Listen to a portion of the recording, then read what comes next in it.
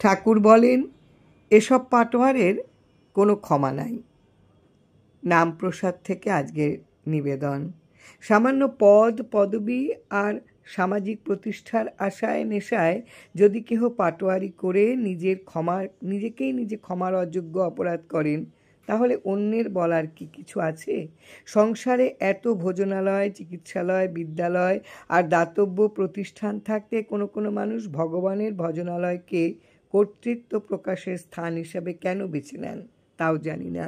কিছু দেবার ইচ্ছে হলে তো এসব প্রতিষ্ঠানেও দেওয়া যায়। ভজনালয় তো কেবল আত্মনিবেদনের স্থান, উজাড় করে দেবার স্থান। এখানে জাগতিক অনিত্য কেন? কিছু পাবার কি আছে? সর্বজনের আশ্রয়, বিপন্নজনের আশ্রয়। এ আশ্রমেও কি সব কিছু নিরাপদ আছে? একটু অসতর্ক হলে ভজনালয়ের প্রাঙ্গণ হতে জুতো থেকে শুরু করে ঘটিবাটি উধাও হয়ে যায়। তাই আশ্রমের অবারিত দুয়ারেও তালা দিতে হয়। কিছু কিছু হীন মানুষ ছাড়া এসব আর কে করে? হায় রে মানুষ, এখানে এসেও হীন স্বভাবের পরিবর্তন হয় না। তবে একথা সত্য, ঠাকুরের নাম প্রসাদাশ্রিত জনের এহেন কোনো ভাবই থাকতে পারে না। কারণ এক নাম পেয়েই তিনি স্নিগ্ধ, তৃপ্ত, তিনি অমৃত হন। নামের গুণে স্বভাবের পরিবর্তন হয়ে যায়। জয় রাম।